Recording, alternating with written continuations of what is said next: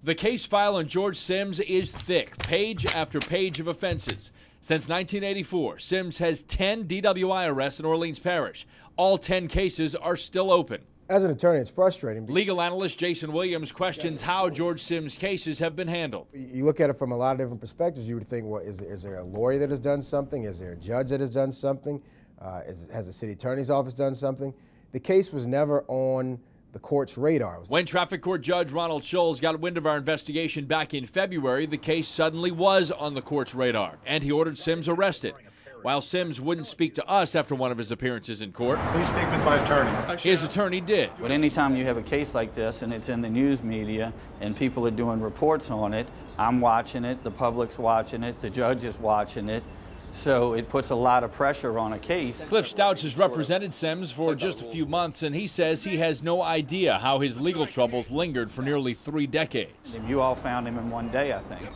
You know, so, and the sheriff's deputy, when he went out, he found him in one day.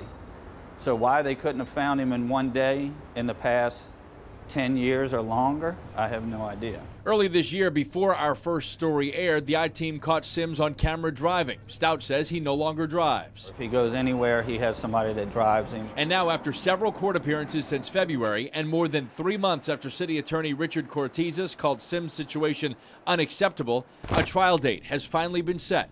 In a statement, a city spokesperson told WDSU the matter is set for trial by the court for June 26th.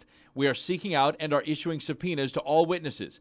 The city attorney's office has noticed the court and opposing counsel that when we attain 2 convictions, we will refer the other matters to criminal court for felony prosecution. They want to try to get 2 convictions.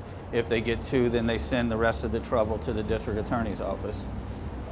And they've picked out 2 cases they want to go forward with. And now that the trial date is set, many wonder, along with Semmes' attorney, how did George Semmes avoid prosecution for nearly 30 years? There's people sitting in jail right now for 3 of these arrests and convictions.